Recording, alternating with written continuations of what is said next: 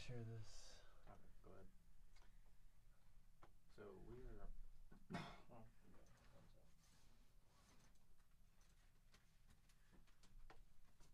recapping from the next game all the way up to just recapping our fucking 4-game losing streak. Wonderful. Make sure we're muted.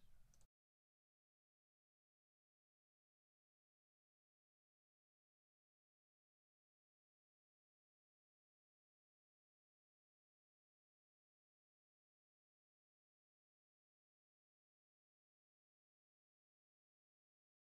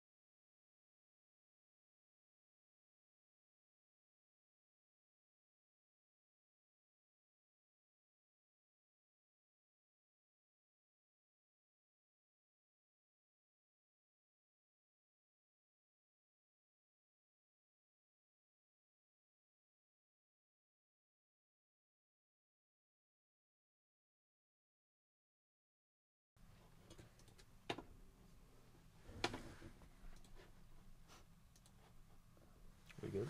Mm-hmm. All right. Welcome, everyone, to another episode of the Pacers Pride Podcast. I am your host, Cody Emerson, and alongside me, as always, my co-host, Dylan Deanhart. Dylan, how you doing today? I'm doing all right. It's good to be back in the studio. I know we were just in here yesterday, but it's good. Always good to talk Pacers basketball, whether or not they're struggling or not. So it's always a pleasure. So glad to be back. Yeah, I know we've talked about the cold a little bit. It's just, thank you. Yeah. Don't want to hear myself as we are streaming live on YouTube as our Pacers Pride podcast. So be sure to subscribe to that. And hit the little bell button on the top because that gives you a notification. Sorry, that's just YouTube's real weird right now. So. And also want to give a quick shout out to Cody Felger of Indiana Sports Coverage because he is our new, I guess, what would you call social media coordinator, I guess. Yeah. Correspondent, coordinator, whatever he would like to be called. We'll call him whatever he wants because I can't take any other credit for this because, Dylan, you're the one who found him. And to say our Twitter has grown would be an understatement. Yeah. I mean, we gained 50 followers in a couple days, so that alone is impressive. So thank you very much. We very much appreciate it. Cody, if you're out there listening, we greatly appreciate it. And because we're still, new to this. It's our first semester doing it. But and so to have a guy out there who's wanting to help us out is truly appreciated. So we just thought we'd give you a quick shout out on the show. But yeah, we're going to do as what we do every week, and that's just recap the Pacers games that they had this week. Unfortunately, it was not that great of a week for the Pacers. They started off at New York, which they had I remember I was watching that game. They had a 16-point fourth quarter lead. Thad hit back-to-back threes, I think, to make it a 16-point game. I think with like 10 minutes left. Yeah. And enter Kristaps Porzingis.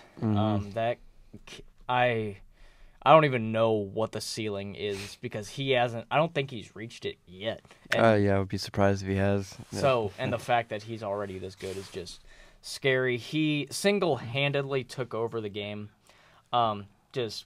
They were going to him on every possession, and I guess no one in the league has a guy who can stop a 7'3" guy who can shoot. No.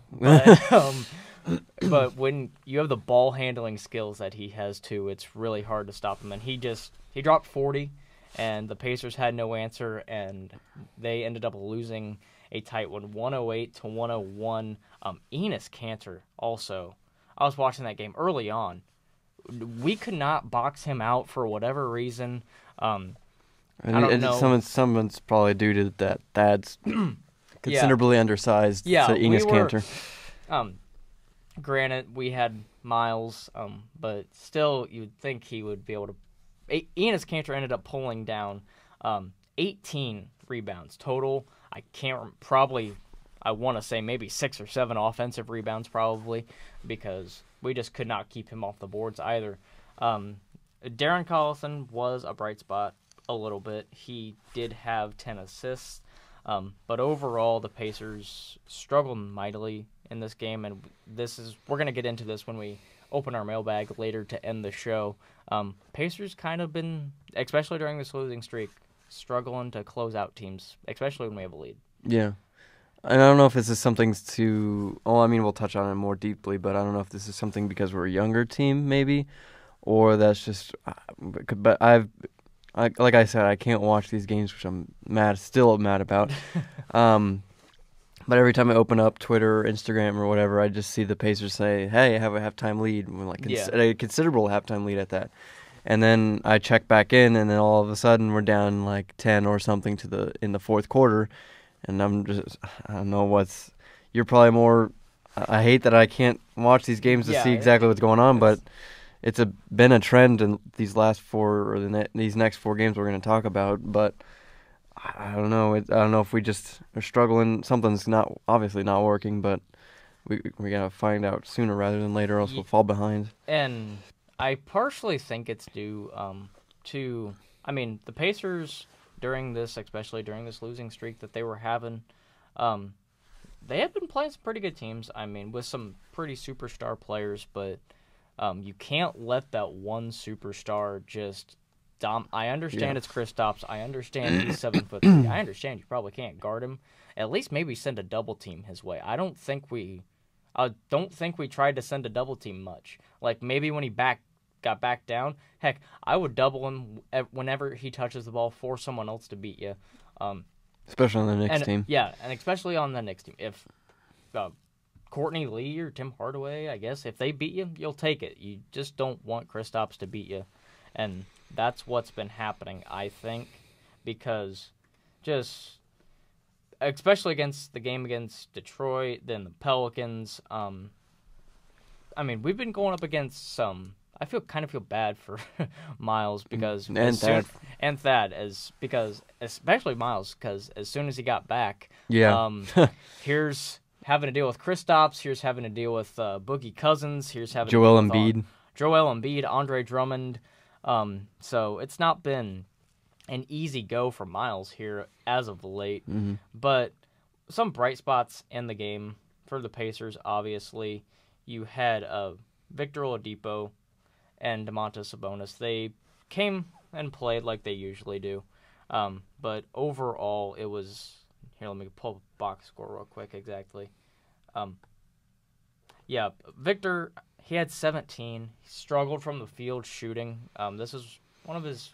He's had some recent games here where he hasn't shot the ball all too well, but he's making up for it. I mean, he made up for it earlier this season, but I mean, he's playing. You can't ask him to do this every night.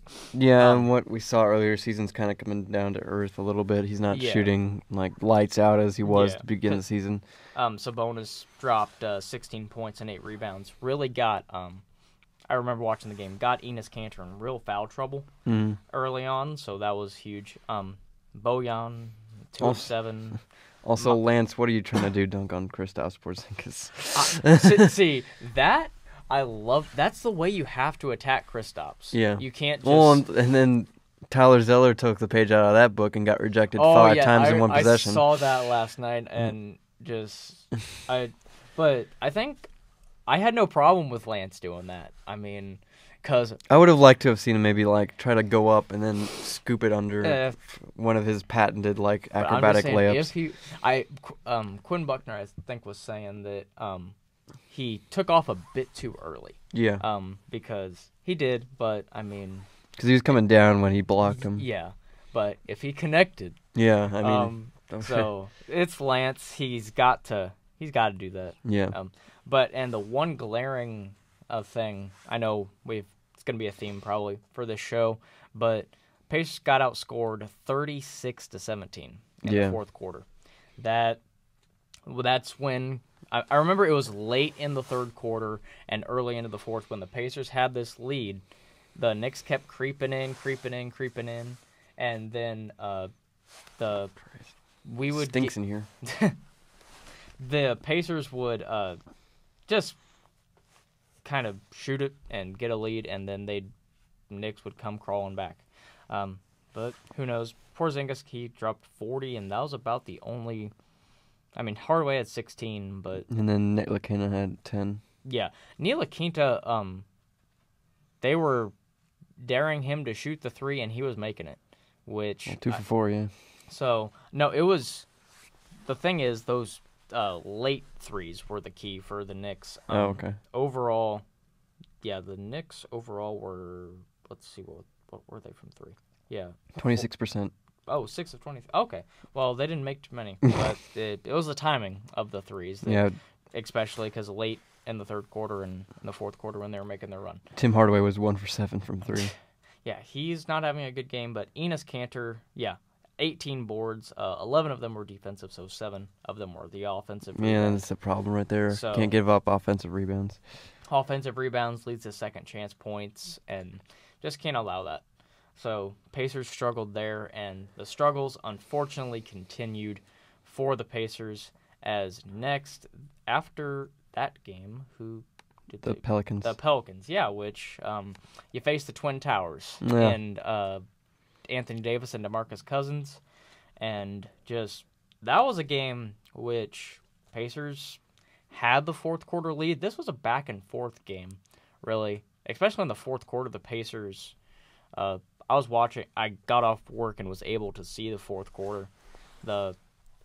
Excuse me. They fought hard. They had a lead a couple of times, just maybe 1-2 point lead, but Boogie. Well, they should have had the lead at the half. They outscored them 37-34 in the first quarter, then 38-27 at the second quarter. Yeah. See, and then in the third quarter, they were outscored 35-19, and then 21-18 in the fourth quarter.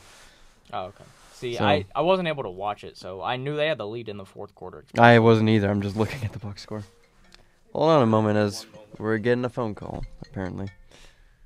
That is my fault. I don't even see how I got it because I have my headphones in. Yeah. But who knows? Okay, but yeah, back to the Pelicans game. The Pacers came out strong in the first half, but yeah, when you only score, 37 points, I believe, if my math serves me right. 37 points in the second half after dropping 75 once again. Oh, yeah, that was why we scored 75 and a half. I'm not the most mathematical person in the world, but I think those are right. Dropped 75 points in the first half. The offense was clicking. I don't know what was – I didn't get to see the first half, but the Pacers were doing everything right. And then kind of the same thing. And then everything Knicks. didn't win. I think they're taking their foot off the gas. I don't know if it's poor. I don't know what it is really. What I saw on 8 points 9 seconds, which is a very good blog if you ever need an article to read about the Pacers.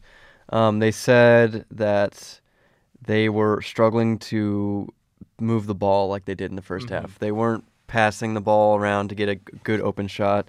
They're more solely just going one-on-one, trying to beat them off the dribble instead of the team ball that they were playing so well in the first half. And that obviously will have something to do with it because if you try to play hero ball against any NBA team, you're not going to find much luck unless you're Kyrie Irving. Yeah, I will. I was watching this game late, and in the fourth quarter when the Pacers, I think, had a 1-point lead or something, two crucial moments in this game were with under a minute left. I think we fouled Drew Holiday. And he made the first, missed the second, but Boogie got an O board and tipped it in. And then I think the same thing happened on the next set of free throws. So the failure to box out on free throws and giving up more offensive chances or giving up more offensive rebounds, which leads to second chance points. Yeah. Boogie and Anthony Davis, there's none you can do, especially when Anthony Davis goes 14 of 18, 4 of 5 from 3. Anthony Davis played 41 minutes. That's ridiculous. They don't have really another big man. No, they didn't. Really. They didn't even play another big man. Fan favorite of the show, Josh Smith, is no longer on the team anymore. So yeah, no, he was on this game, but he was during this game. But yeah, I just wanted to throw that fun fact in there because Jameer Nelson played 29 minutes. Oh my gosh! I mean, show him that he still got it. Yeah. I mean, and then Tony Allen, I think. I don't see. Well, I guess they have your boy Etuan Moore. My boy. From Purdue. Yeah. But yeah, game for the Pacers again. Miles Turner played really well. 21 points, 12. Once again, he's not shooting that well, but I think that'll take some time because obviously, he's still.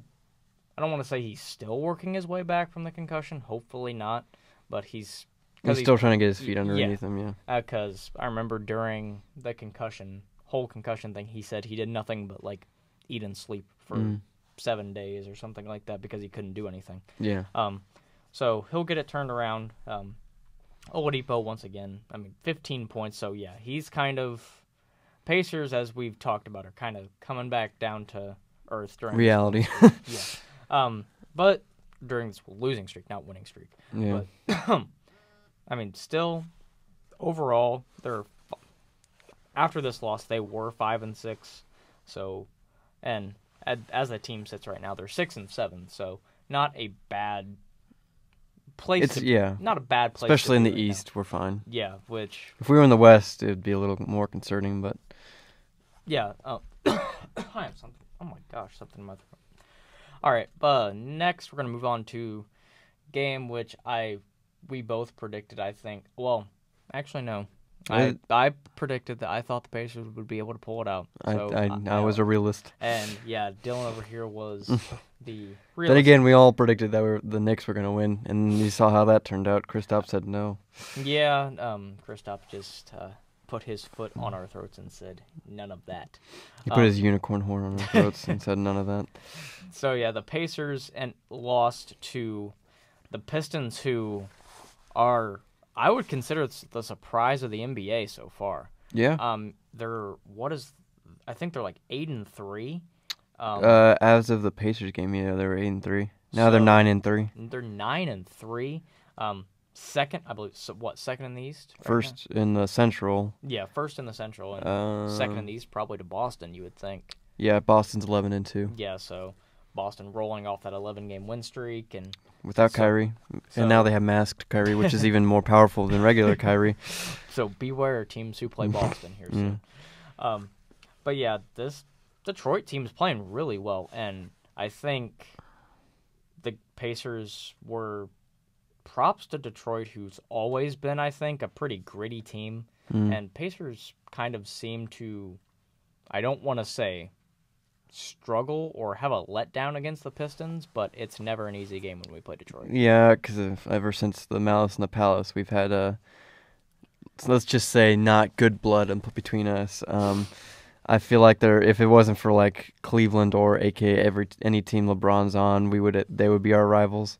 But instead, I think everyone considers LeBron's team our rival, because after the 2010 Eastern Conference Finals against the Heat, which were the best moments in Pacers history since. But yeah, we always struggle against Detroit. I don't know exactly why, but I don't know. It's just ever since Malice in the Palace, we kind of just, it's been that kind of story. So, and once again, just Andre Drummond just, oh my gosh, 21 rebounds. 17 defensive, so once again, hard time rebounds. I mean, I know we're going up against some tough guys. Yeah. So it's kind of been a bit of a bad stretch for the Pacers right now. Oladipo had 21. Thad had 16. Al Jefferson off the bench. Major props to him. 19. Yeah. 19 points, 7 of 10. I've read he couldn't really stop Drummond. Yeah. Well, yeah. It's hard to stop Drummond. Regardless, well, I mean, he doesn't have much of a post game really, but I mean, all Al Jefferson has is a post game. Yeah. And once Drummond's now being able to step out to the three a little bit too. Is he really? Yeah. He didn't take an attempt this game, but he's the master at half court shots in the NBA right now. That he is. Yeah, and and then he went 0 for 7 for free throws against the Pacers. I didn't realize that. Yeah, so I don't know what that is because of he was shooting like 70% coming in to this game. Tobias Harris too. 23. Just an overall great game from most of the starters for the Pistons. Yeah. Reggie Jackson, who won't be going to Phoenix. Yeah, like many thought, like I thought. But Avery Bradley did his thing on defense, and they had culpable guys off the bench, and Ish Smith and Lanston Galloway. Boban Marjanovic. Oh yeah, Boban. The 7'4" Yeah, monster. Quick side story about him. What I love is he wanted to stay in San Antonio. I don't know if you heard this, but he wanted to stay in San Antonio because Greg Popovich, the culture there, stuff like that. But no, Popovich was like, no, go get your money because he thinks that highly of the kid. So does he really get that much more money in Detroit than he was in San Antonio? He was barely getting paid in San Antonio. Oh. And he signed a pretty nice deal for him. Oh yeah, now with the salary cap, anybody gets $1 million. And the towel boy gets $1 million. Pacers shot 7 of 24 from 3. So that's kind of been another thing during this losing streak is the Pacers haven't quite got the 3-ball going like they had been. Yeah. So hopefully that doesn't continue because. And then Victor Oladipo struggled mightily in this game. Yeah. Granted, he was on Avery Bradley was his guard, Bradley will shut mostly anyone down. So, I mean, and more disappointing performance from Darren Collison, who I want to see get more on a consistent basis, but. Yeah. Okay. Well, let's go ahead and do it. Darren Collison, we're calling you out now. It seems to kind of work. Yeah. We called out Lance, and Lance has kind of turned his game around. Not this game, but no. He's starting to become more of a force on that second team. Yeah. However, I did read quick side note from all the recaps and stuff. I don't know if you saw another friend we have at Indiana Sports Coverage, Grant Afseth. He put out an article that said Sabonis and Miles will start to have more playing time together. So be interesting. I heard it worked very well. Yeah, it worked. I believe I can't remember which game. Chicago? I don't think it was a Chicago game, but I can't remember which game they tried it. It may have been the New York game when Miles came back or something. I'm not 100% sure when, but it worked because I said this yesterday during our NBA podcast that we have here at Cardinal Sports Live, that I think Sabonis is one of the best passing big men in the league. Call me crazy, but better than Jokic. No, he's That's not. What he said. That's I what did he not said. say better than Jokic. I did not say better than Jokic. No, he is not better than Jokic. Not even close. Yeah. But I think he's up there. His court vision and court awareness. Gosh, I don't know what's in my throat right now, but it's preventing me from talking. But yeah, he was out of this Detroit game. I forgot because he had the right calf contusion. He got, I believe it was like kicked in the shin or something, kicked in the calf, and it's just been bothering him a little bit. But he came back against Detroit, or not? Goddamn, the Bulls, Chicago Bulls, that team, not Pistons. Yeah. So yeah, they hopefully will see more playing time together. What do you think it could maybe do for this? Do you think it could change, or how it would work? That would if we start Sabonis, that means Thad goes to the bench, which I mean Thad can kind of run the scheme on the bench. Maybe play Thad at the 3, and then but then that just makes our bench real thin because that puts very true. Bojan at the back like that would be a very tall lineup, granted. But I don't know if that would work. It'd be interesting to see. Just to see Bojan coming off the bench, because I don't know if Thad's quick enough to play against people at the small forward position. I mean, it's worth a try. Play, but yeah, and we'll see what Coach McMillan decides to do. Who knows what it was a little experiment because I mean. Couldn't hurt maybe to test. It's early on in the season, so test. This is This is the time experiment. To do it. Yeah, this is time to see what works and what doesn't because right now the Pacers could maybe be in the thick of things for a playoff seeding if the East continues to, because just the East is so. Get off your phone. I'm talking to our players. Sorry. You talk about me being on my phone. Come on. But yet the East is just so clumped this year. Yeah. There's no real team besides, obviously, you have Detroit right here. And Boston. And Boston, who stands out. It should be Cleveland, but Cleveland's deciding to not play until probably after the All-Star break for whatever reason. I mean, I've said this before and I'll say it again, but though Cleveland could be the 8th seed and they'd still be my pick to get the finals. Yeah. But that's another discussion for another day. All right, so yeah, that loss dropped the Pacers to 5-7, 2-5 away from Bankers Life Fieldhouse. So maybe need to step it up on the road a little bit. I understand new players, new team. Maybe time to build some chemistry on the road. Yeah. Who knows? But maybe bump up that road record a little bit. Though one thing I wanted to mention that I missed my opportunity to, but I'm going to bring it back up anyway. The New Orleans game, after we kind of let the lead escape in the fourth quarter, Victor Oladipo did say, he took like full responsibility. He said he wasn't he was taking bad shot selections than he did during the season. He said it was my fault that we didn't have the energy, my fault that we didn't push the ball, my fault. And people were saying he said my fault like 5 or like 15 times during his interview, which I appreciate. It's more than Paul George was more of a we just need to work on it and never really put the blame on anybody. Yeah, he was even hesitant to put it on himself, but this is a good change. Like he's saying, it's my fault. I should be better. I should do this better, which is a really, really nice change to see. Good to see a guy like that step up, owning and own it. Because I believe kind of Miles Turner is that way too.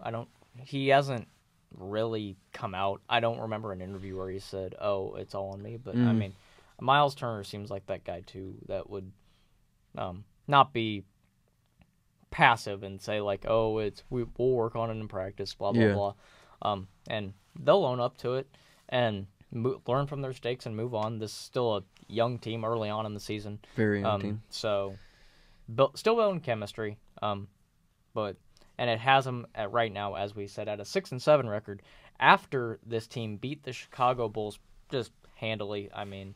It was a nice rebound win. Yeah, this was a very nice rebound, and it was nice to see this Pacers team snap the 4-game losing streak that they were on because they played some tough stretches, and still got another one coming up, especially tonight, which we'll get into here in a little bit. But the Pacers, they beat the Chicago Bulls 105-87.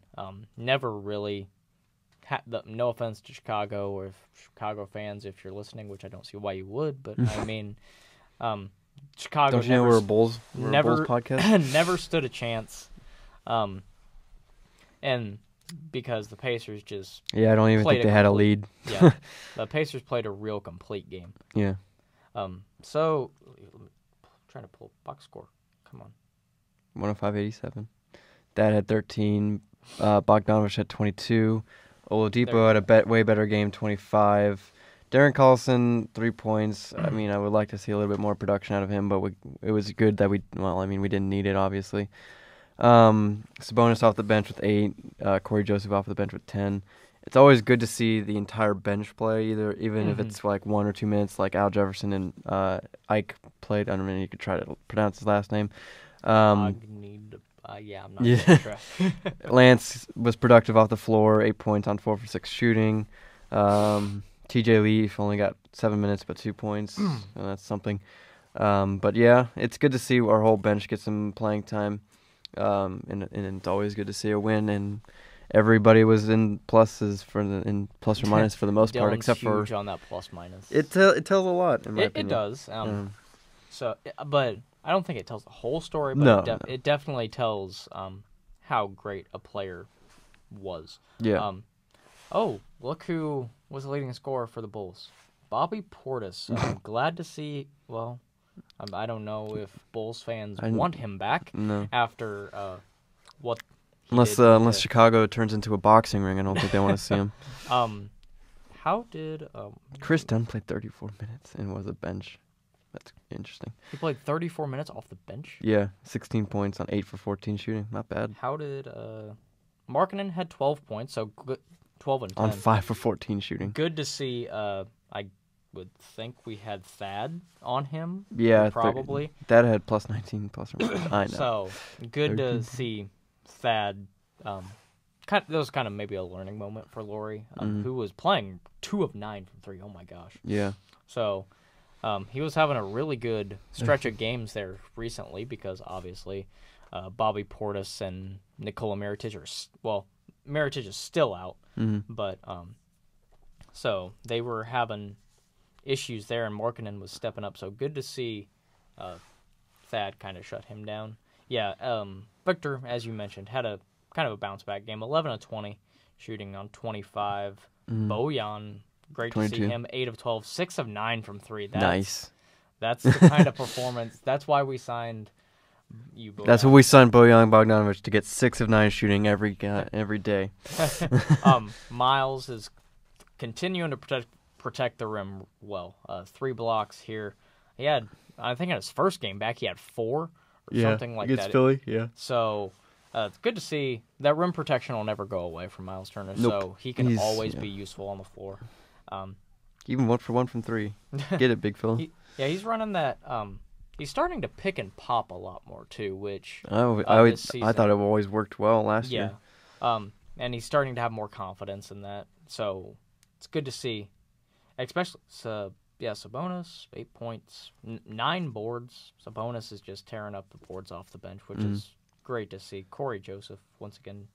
Yeah, so this is kind of a game the Pacers needed. Yeah. They shot 41% from 3. But granted, it was against the Chicago Bulls. So, I mean, kind of like take it with a grain of salt. Yeah. I mean, and this moved the Pacers to 6-7, where they currently stand. And so we're now going to start to break down some of the games that the Pacers will play this week, and it starts tonight. And oh boy, Victor Oladipo, I'm sorry. Yeah. Because the Pacers, not even on the defensive end, just solely, or not on the offensive end, just on the defensive end. Having to guard James Harden, and because the Houston Rockets come into town, and for a 6 p.m. tip-off against the Pacers. The Rockets are 10-3, so I think we're probably just going to both predict a loss. I'm actually kind of optimistic. I think we can win this game. I'll just say something tells me we come out with a win tonight. Well, I think the Pacers can win if it's at home. A couple of things happen. The Rockets have a cold night from the 3-point line, which, I mean, they take like 53s a game, so, I mean, who knows? But then, I don't know. You got to stop. Miles Turner is going to have his hands full, I think, with Clint Capella, because, believe it or not, I was not a believer in Clint Capella. Yeah. But now he is turning into a mammoth down low. He's getting boards. He's getting blocks. He can catch lobs from James Harden. I don't think he can shoot much, though. So no. Just not within 5 feet of the rim, at least. So protect. Just got to protect the rebounds, which we've talked about already. Got to do better. Got to do a better job at. So yeah, obviously got to deal with James Harden. Clint Capella's averaging 11.1 rebounds. Don't forget about Eric Gordon. Eric Gordon. I was about to say Aaron. Eric Gordon. Just Aaron Gordon on the Rockets. Oh my God, that'd just be scary. Yeah. Eric Gordon. That team is just loaded with 3-point shooting overall Ryan because Anderson. Just Ryan Anderson, Trevor Ariza, PJ Tucker, Luka Mabute. Those guys. The list goes on and on. And they will probably shoot 53s, and D'Antoni will be happy. Yeah, even if they make 2. Surprisingly, the Rockets are only favored by 3 points. It's probably they're on the second because it's at home. It's at home for the Indy, and it's on a second night of a back-to-back for Houston. Oh, okay. So maybe we catch them. A bit sluggish. Yeah. They are 6-1 away from Houston. So. By the way, just for clarification's sake, James Harden will be guarded probably by Darren Collison, because they're starting James Harden at point guard and they moved Eric Gordon up to shooting guard, which means Oladipo's going to have his hands covered with Eric Gordon, and then Darren Collison's going to have to try to stop James Harden somehow, which, I mean, we'll see how it goes, but gotta hope for the best. Yeah, gotta hope for the best. Okay. Well, I think we match up rather well after the backcourt. I think Thad matches up tremendously against Ryan Anderson, and I like the Miles Turner versus Clint Capella matchup. They kind of even each other out. Yeah, if Miles can maybe pull Capella away, that's kind of what we talked about with most of the NBA teams. If Miles Turner can pull out people, Victor, I think is gonna maybe have to. He and James may have to get into kind of a duel tonight. Yeah. I don't want Victor to force it though, because I don't want anyone to force it. Oh my gosh. Take a cough drop, man. No, it's just like mucus or whatever in my throat. It's flattering. Yeah, well, I mean, it's what's causing it. So. Yeah. But yeah, Victor, I don't want him to force it against James Harden because of course not, I don't feel like he has to.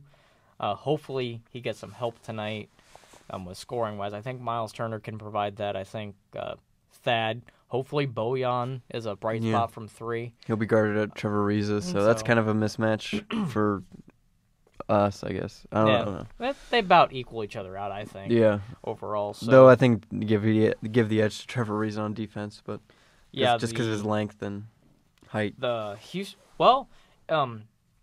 We do match up pretty well offensively. On paper, because I'm looking at the team comparisons right now. Houston averages 110 points per game. We average 109. Mm-hmm. But points allowed, they average 100. They give up 104. We give up 108. Both about shooting the same field goal percentage. Excuse me. You're excused. Rebounds are about equal. They're getting maybe about a board more than us. Steals, they're a bit better. Blocks, about a block better. So the stats aren't too bad skewed, but I mean, if you look at it side to side, but just I think that's the fact that it's James Harden. He's an MVP candidate. So gotta lock him down tonight. Dylan's predicting maybe an upset. I mean, you were right with. I was right with San Antonio. San Antonio. So there you go. Maybe go 2 for 2. I hope I am wrong. I really do. But I don't. I just don't. The red hot Houston Rockets. I think it's gonna be hard to stop. Yeah. All right. So moving on to the next game that the Pacers will play. Is the game the Houston Rockets just got done playing.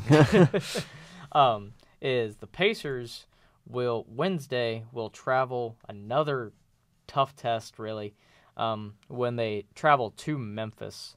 This is kind of a surprise team too. Yeah, they got stars on the team with Mike Conley and Marc Gasol. So and they finally got a healthy Chandler Parsons too. Oh, do they really? That's a shock. Because Chandler Parsons has just career in Memphis has seemed like riddled with injury. So yeah, they play Memphis. Memphis is 7-5 at the current moment. So they gonna be another tough defensive battle. I think this is gonna be maybe a bit of a struggle for Miles Turner because Marc Gasol matches up way better than Marc Gasol. He's a better version of Turner right now. He can come out, shoot the three, and also he's always up there in the running for probably Defensive Player of the Year. Mm-hmm. So got a tough task, but I think Pacers can maybe pull this one out. Yeah, I mean, what do you think? I could see it happening. We just got to stop Mike Conley and Marc Gasol, and then we'll be fine. I mean, that's all you got to do. I mean, I say it like it's a simple task. You make it sound so easy. Yeah, all you have to do is just stop two of the best players in the league, and you're fine. And but yeah, Mike Conley is gonna give Darren Collison fits all game. Marc Gasol is gonna give Miles Turner fits all game. If at least they can cancel each other out, I give us a little bit of an opportunity. I like our depth a little bit better than that of Memphis. Memphis always has kind of like after Mike Conley and Marc Gasol, who do you have who scores? And right now that's Tyreke Evans, who's having a kind of a resurgence in his career with 17.8 points so far through the season. So if Oladipo and Tyreke Evans kind of go at it, maybe. I don't think Thad has really a matchup that favors Memphis that they can put on Jerome Martin. I mean, Brendan Wright's kind of slow. Jerome Martin's more probably suited to guard him, but I think Thaddeus has a little bit of an upper hand. I hope this is a breakout game for Bojan. That's what I'm saying, because they'll probably put Chandler Parsons on him, which will kind of damper it a little bit. Are they starting Chandler Parsons? No, they're starting James Ennis the third. I'm looking at the always reliable ESPN depth charts. I'm looking at their stats and their minutes per game. Oh, okay. Based on the minutes per game, it would be James Ennis the third, who I think is like 2 years into the league or something. But even then, I think Bojan should be able to handle him. I would think. Yeah. Holy crap! He's 27. Tyreke Evans, I did not realize was averaging 18 points. Yeah. So yeah, Marc Gasol's averaging 19. Mike Conley 18. And Mark is how many blocks? About block and 3 2 blocks, yeah. About roughly.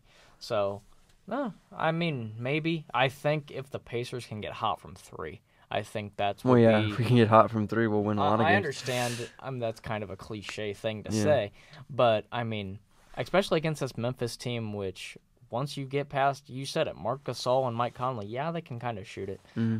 But really, I think the Pacers can outshoot Memphis, and if we. It's been the shtick for Memphis the entire year. They can't. They love to slow it down and grind you out. That's been Memphis for like the past decade. Yeah. And it works for them. Give them props for sticking with it during a resurgence of the fast break. So because it works.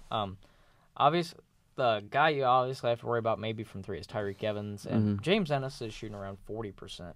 Yeah. So, and Tyreek 43%. Look at Dylan Brooks, rookie out of Oregon. Dylan Brooks. 29 minutes, 8 points. His three is not good. Oh, that's what I was looking at. I thought you were talking about. I mean, he was dominant at Oregon, so that doesn't surprise me that he's having a good role with Memphis. But yeah, if Pacers can outshoot them, I think they'll be fine.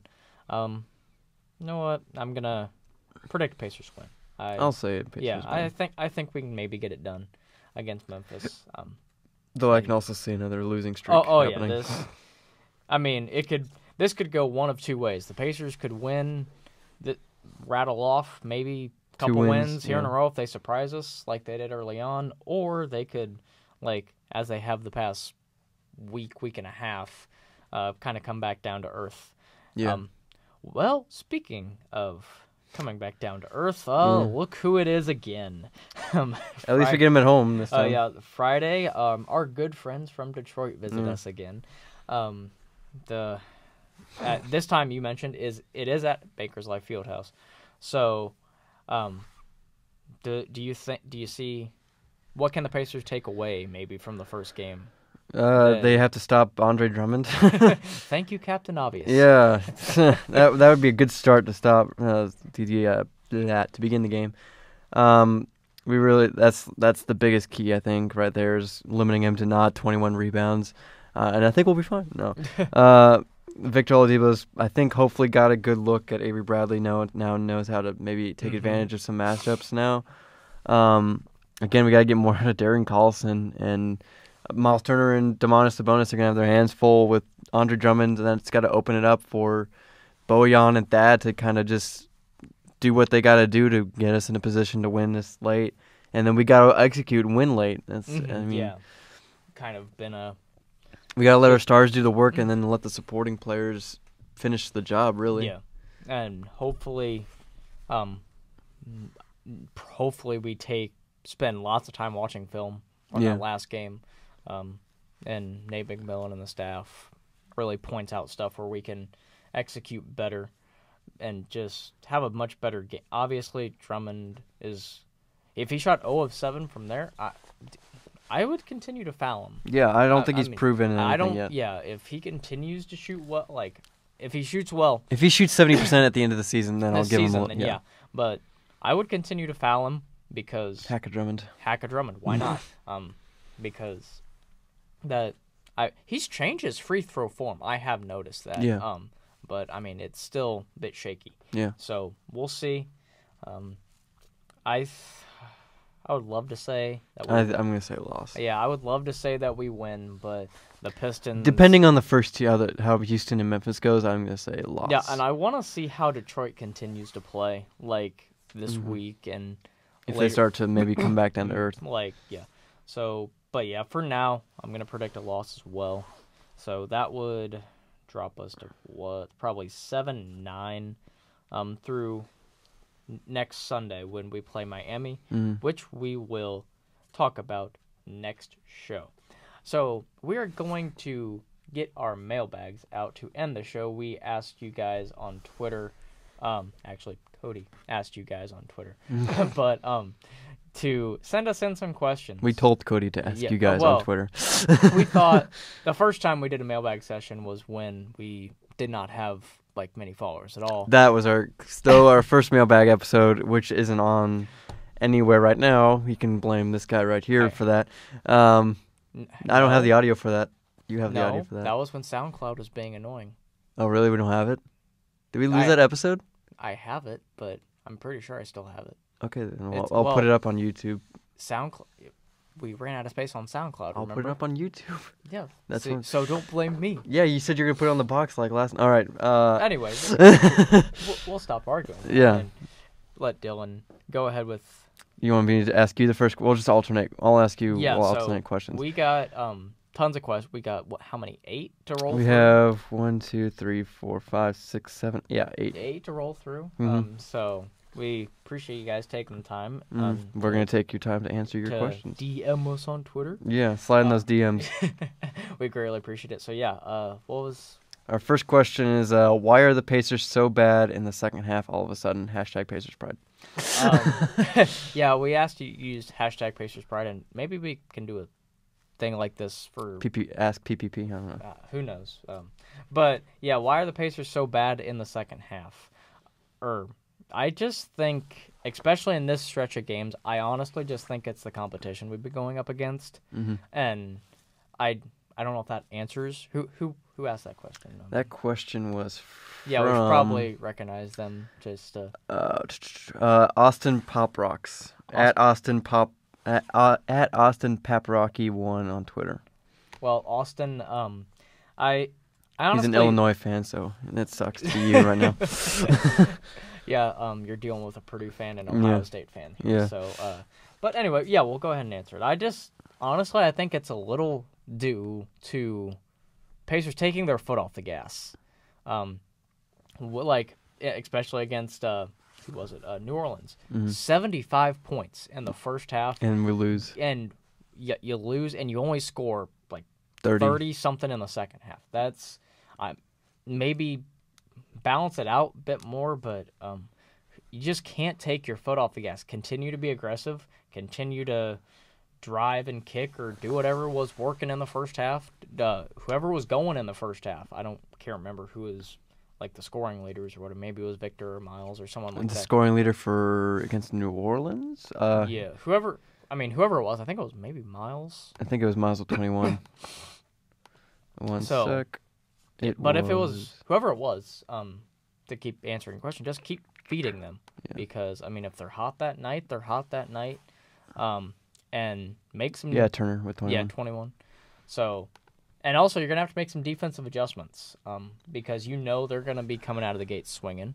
So, I just think it's the Pacers taking their foot off the gas and not being more aggressive. Mm-hmm. And also, we've faced some pretty stiff competition. Yeah. So... No kidding. So, I think those are probably the two main reasons why they've struggled in the second half. Mm. But and it's still early season. We're still trying to figure out early season. Defensive rotations, communication, all that has to get worked on. So, all right, our next question comes from Brian at RedPlague55. What can the team do to improve their D a little? Oh, you want me to continue? Yeah. Oh, okay. I was going to ask you all the questions. Oh, okay. That's perfectly fine. I don't care. What can the team do to improve their defense a little bit? That's a good question. Because, honestly, excluding Miles Turner and Thad Young, our front court, I think, is fine defensively. Mm-hmm. I think it's maybe our backcourt, especially... And Bojan. Yeah, with Bojan. Bojan struggles. It's not that great defensively. Yeah. And Darren Collison, I think it's just because he's only, 6 foot? He's 6'2", 6'3", I think. Oh, I thought he was much shorter than that. I don't know why. But, look it up. Darren Collison and Bojan, I think, have struggled a lot. So what can they do to improve he's 6 foot, exactly. 6 foot? Yeah, so he's a little on the short end. So maybe when he's going up against taller point guards, and so that hurts him a lot, kind of like the Isaiah Thomas situation. Well, when he gets back on the court in Cleveland and when he was playing in Boston. But yeah, it's just overall, I think communication is, because as we mentioned, young team, communicate, whether you want switches on screens or who's committing to the basket, who's going out to guard the three-point shooters on pick and rolls. Just lots more communication. Pronunciation, yes. Because I just think it's been, someone has drove to the basket and everyone, and I know it's a habit of basketball. We do it when we play too. Yeah. When someone drives, everyone crashes the paint. Mm-hmm. So just stick to your guys. I'm pretty sure we're playing man. I don't think we'd be playing zone for any reason whatsoever. I don't think any teams really play zone anymore. Yeah. But Yeah, stick to your assignments and help when needed, but don't help too much to where you leave an open 3-point shooter. And just overall, probably better communication would probably be the one thing. Okay. You have to do better. All right, next question is from Owen Tamba 99. Oh. How many points? What do you think? What's the final points per game that Victor Oladipo ends this year with? Yeah. Owen, when you sent this question in, I don't want to be rude or anything, but just word it a little bit better because we were kind of confused, and that's why I was double checking to make sure what you were asking. Because I didn't want to say the wrong thing or anything. But I think, excuse me, Victor, he's averaging 23 right now, something like that. Look it up. I don't know the exact number. It's 22, 23 points per game right now.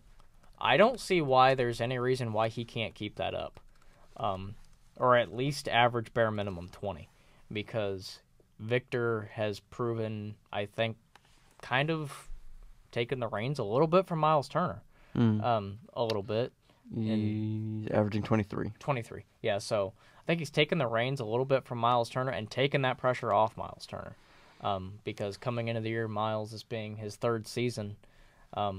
Don't think he was quite ready to handle the offensive load just yet. And so that's why we got out and got an elite score. An elite scorer, but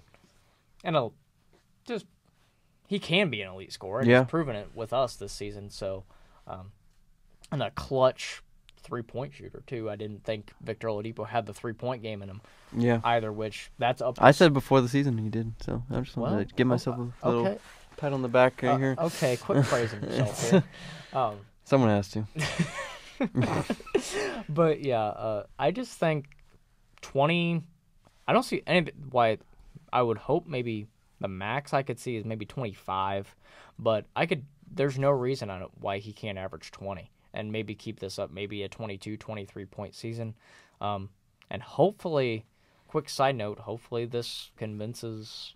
I highly doubt it, but maybe LeBron or something. I don't think LeBron's coming to Indy. No. Let me finish. Okay. Convince him to pick Oladipo for an All-Star team. Oh, okay. Yeah. That's where you're going with that. Yeah, that's where. No, I don't. Yo, LeBron to Indy. That's gonna happen. No, I didn't. I know that's not happening. I'm not that dumb. Yeah. But yeah, just maybe an All-Star appearance. Hopefully, and I definitely think he's in the running, and if he keeps this up, he's most improved player in the league. Yeah. There are probably some other quality candidates out there, but Victor is up there at the top of my list right now. No bias, I promise. All right, the next question is from MV Depot at Pacers Faithful. Your thoughts on Edmund Sumner? Edmund Sumner, the guard out of Xavier, first-year guard. Okay, I really haven't. He's been injured. Yeah, also. He's been hurt, so I honestly, I don't mean to offend whoever MVP. MV Depot. Yeah, I don't mean to offend you with my lack of knowledge of Edmund Sumner, but I just haven't seen much of him, and obviously that's because he's injured. I would probably need to look up some college. I looked up his college stats. His last year at Xavier, he averaged 14.3 points per game, shot 50% 47.479 from field goal range, 27% from three. Okay. Averaged 4 rebounds, 4 assists, 1 steal, 2 turnovers. What position does he play? Small. They just have him listed at guard. Oh, he's probably a point guard. Height? Do they have a height?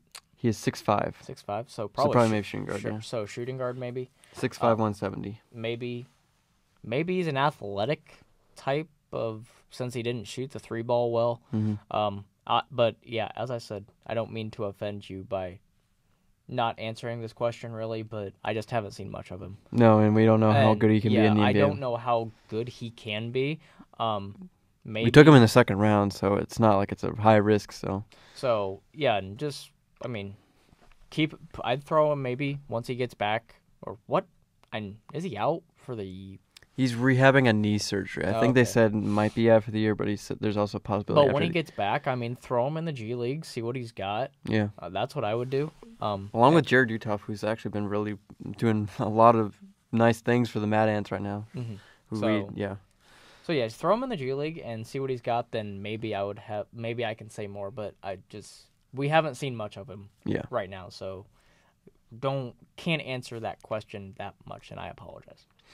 All right, the rest of the questions comes from @PrimeCJR. His first one is: do you think if we still had PG, we would have a better record as of right now, or worse record?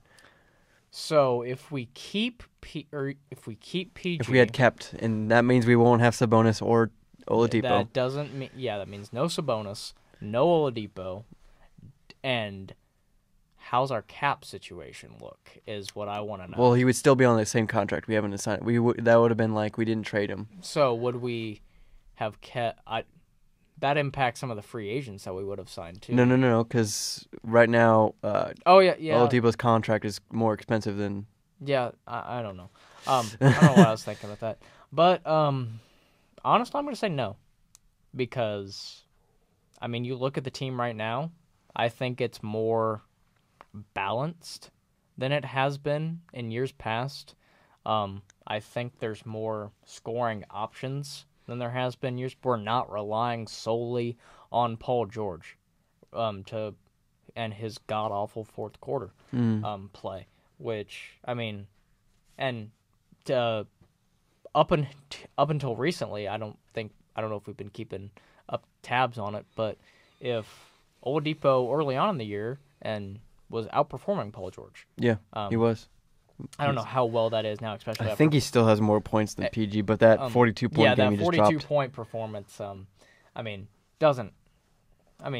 That shows what PG can do, but I think Victor's been more consistent, and so I just say no. I think we'd maybe have the same record or worse record, maybe, because that just means no Sabonis, which I think Sabonis has been. I mean, obviously Oladipo's been more valuable than Sabonis, I think, but not that much more valuable because obviously you had that threat off the bench. So, which can never go wrong with bench depth in this league. No, especially in the West because they need bench depth. The answer to the question would be no. All right, second question, same guy. Should we keep Corey Joseph and Darren Collison until next year? Are they both? Darren Collison's on a one-year deal, and I think Corey Joseph's on a one-year deal. I'll look it up. Darren Collison is an interesting question. I would keep Corey Joseph. I like what he's done off the bench. You can't say he's played bad. You can't say he's played great either. I mean, I think it was a game against San Antonio, maybe, when he dropped like 20-something off the bench. I can't remember the exact game which that happened. But, I mean, Darren Collison has been a disappointment, and I know we've been calling people out, so I know they're both on their last years, and though Corey Joseph has a player option for 2018. Joseph has a player option? And, Darren Collison is, right now he's on contract through 2018 and 2019. So just this year? Yeah. No, next year. He's got a 2-year deal. Oh, okay. When I would definitely try and re-sign Corey Joseph. I like what Corey Joseph has done off the bench. He's younger. You know what? I don't know, but start him. You start him, yeah. That's what I would maybe throw Corey Joseph in the starting lineup, and see what happens, because Darren Collison just hasn't got it done. He's had those flashes in the pan, and he's had some good assist games. Because when you're passing to Victor Oladipo and Miles Turner, you're probably going to get some good assists. But high percentage targets. We brought him in to be a bit more of a scorer. We're not asking for much either. We're asking for maybe 10, 11 points per night. Double digits. And if you can't get that, I've been very disappointed with Darren Collison. So calling you out, Darren. I mean, we've called out Bojan, it's worked. We've called Lance, it's worked a little bit. So hopefully our trend continues.